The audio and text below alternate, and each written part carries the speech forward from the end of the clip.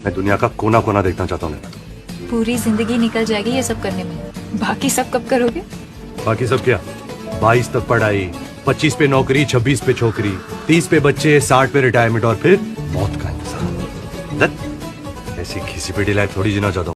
बनी ने बिल्कुल सही कहा, ऐसी घिसी पिटी लाइफ जीना कौन चाहता है। पर दिल्ली विश्वविद्यालय में 75% अटेंडेंस के चलते मैं वैसे ही कुछ घिसी पिटी लाइफ जी रही थी until my parents approved for my Manali trip. और फिर ऐसी सुबह पहाड़ों पे जहाँ बर्फ की चादर से पूरी वैली कवर्ड हो। Well hello and welcome to my Manali vlog part 2। पिछले व्लॉग में आपने देखा कि कल रात ऑलमोस्ट पूरे टाइम स्नोफॉल हुई, जिसके चलते ये वैली पूरी तरीके से स्नो के मोटे चादरों से कवर्ड हो चुकी है। Now I couldn't believe on my eyes कि ये कोई फेरी वर्ल्ड नहीं बट ये एक रियलिटी है। और हाँ, ये कोई मूवी का सीन नहीं बल्कि मेरे डाइनिंग टेबल की सामने वाली विंडो का व्यू है। वैसे तो मैंने आलू पराठा कई बार खाया है पर इन खूबसूरत वादियों में पहली बार खा रही हूँ। और हाँ, ये सारी चीज़ें मेरे लिए कुछ ज़्यादा ही फैसिनेटिंग है क्योंकि I was born and brought up on plains. तो हमारे यहाँ पहाड़ तो होते हैं पर पहाड़ पर बर्फ की मोटी चादरें नहीं होती, इतना खूबसूरत नज़ारा नहीं होता और ऐसी डाइनिंग्स नहीं होती। After my breakfast, I got down to play with snow because I couldn't stop myself or that little Rabda who always wanted to be on mountains and play with this fascinating snow. Well, the most fascinating thing is since my childhood, I used to scratch ice from the refrigerator and then eat it. Now I have plenty of them.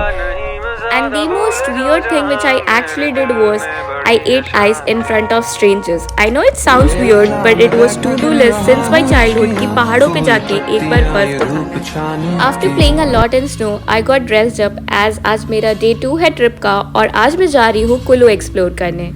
जब cab वाले भैया से conversation शुरू हुई तो वो बता रहे थे कि मेरे अकोमोडेशन के सामने वाला जो रेंजेस है उधर है हमता पास।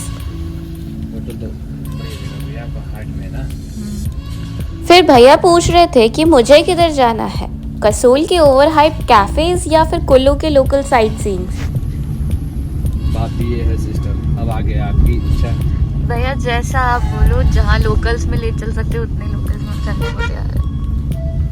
वेल, जितने खूबसूरत ये पहाड़ है ना उतने ही प्यारे यहाँ के पहाड़ी होते हैं और इनकी संस्कृति काफ़ी अद्भुत है। और ये लोग ना कभी भी मॉडर्नाइजेशन के चक्कर में अपने रूट्स को नहीं भूलते।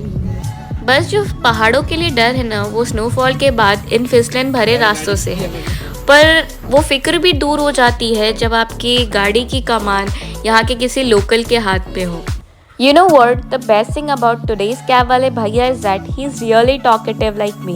So I also asked him a lot of questions and he replied all of them very patiently, like about his culture, tradition, goddesses to whom he worship, importance of the pahari topi which he was wearing, and trekking he did since his childhood.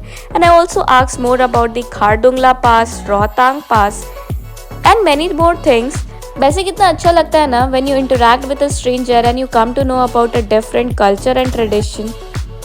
When roads got closer to this Byas Nadi, Bhaiya started explaining its history and importance of this river to this local people. Then afterwards, when I saw these dried trees, he said that these are apple trees, and afterwards he was pointing towards the apricot trees which were located in Kullu. After all these heavy discussion में पहुंच गए river rafting site पे and यहाँ पे बहुत सारी shop है तो आप अच्छे से बार्गेन करना। आपको वो सरोजनी वाली बार्गेनिंग स्किल्स ज़रूरी होगी एक अच्छी प्राइस के लिए। एंड वो रही मेरी boat and I got ready for river rafting. देखो, आप एक्स्ट्रा पेयर ऑफ क्लोथ्स भी ले जा सकते हो या फिर जो प्राइस आपने बार्गेन करी है उसमें और बार्गेन करके ये क्लोथ्स भी ले लेना जैसे मैंने करा। इतने ठंडे पानी कि पैर ही जम गया मेरा।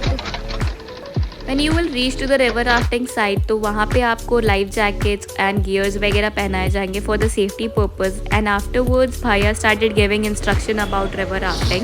लेफ्ट साइड में होना, ठीक है। ये आपकी क्या है, लाइफ लाइन नाम इसका। ये आपका सेंटर रोड है, ठीक है। इन दोनों को अच्छे से पकड़ना, सिंपल तरीके से टाइट, राइट हैंड से सिंपल तरीके से और लेफ्ट हैंड से जो आपकी लाइफ लाइन है, ठीक है। रस्सी को बिल्कुल टाइट करो। रिवर में कुछ बोल सकता हूँ, है ना। मैं पहले बोल दूँगा ये थोड़ा शैलो रिवर है, ये बाकी रिवर से बहुत चेंज है। ये टैकिंग का रिवर है मैम, ठीक है, ब्यास रिवर, ठीक है। इसमें बिल्कुल रस्सी को बिल्कुल टाइट। भैया से सारे इंस्ट्रक्शन समझने के बाद अब मैं कम्प्लीटली रेडी हो चुकी थी रिवर राफ्टिंग के लिए। After that enthusiastic river rafting, I went to Vaishno माता मंदिर, जो रिवर राफ्टिंग के एंड पॉइंट पर ही है।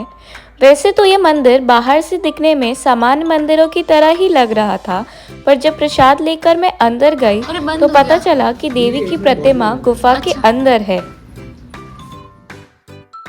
माता रानी के बहुत अच्छे से दर्शन करने के बाद अब मैं निकल गई थी कुल्लू में ही फुलेंस की शॉपिंग करने के लिए। देखो, मम्मा पापा ने ट्रिप के लिए परमिशन दी है, तो अब रिटर्न में उनको खुश करने के लिए शॉपिंग तो करनी बनती है ना, क्योंकि अगर वो खुश होंगे तो मुझे बाकी ट्रिप्स में भी जाने की परमिशन मिलेगी। जो ये पेड़ दिख रहा है ना सिस्टर आपको, जी भैया। ये एप्रिकॉट का, अच्छा हाँ ये पलम का है। प्लम। पलम, ये जो ये पेड़ है ना यहाँ पर, हाँ ये पियर का। तो भैया पहचानते हैं जैसे कि ये कौन सा किसका। After gathering a lot of information about the trees grown in Kullu and Nagar region, we came across a waterfall. और इस वाटरफॉल के पास जाने के लिए आपको थोड़ी बहुत हाइकिंग करने की ज़रूरत पड़ेगी, लेकिन जब आप इसके ओरिजिन पॉइंट पे पहुंचोगे तो आपको ये हाइकिंग वर्थ इट लगेगी। वाटरफॉल के ओरिजिन पॉइंट की ब्यूटी को देखने के लिए जो आपको थोड़ी बहुत हाइकिंग करनी पड़ी, वहीं उसके बाद भूख लग जाए तो उसकी भी व्यवस्था है।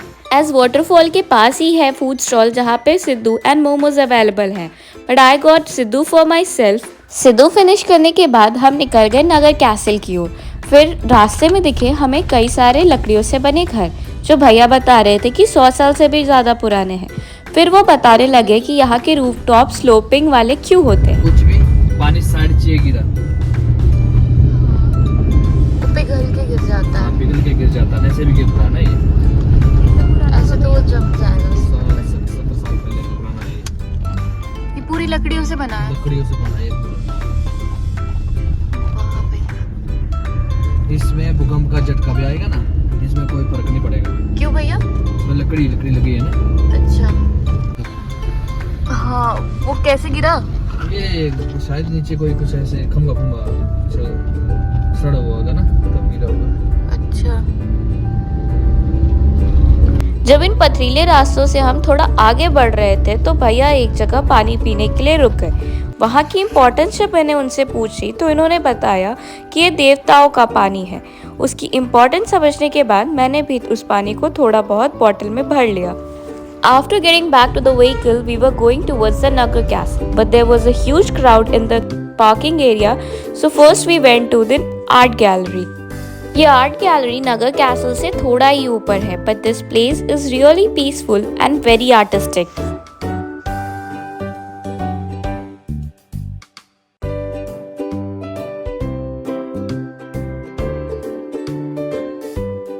Over here, few paintings were for sale, so I got some of them for myself, and afterwards I explored this whole area, and this place is completely full of cinematic views.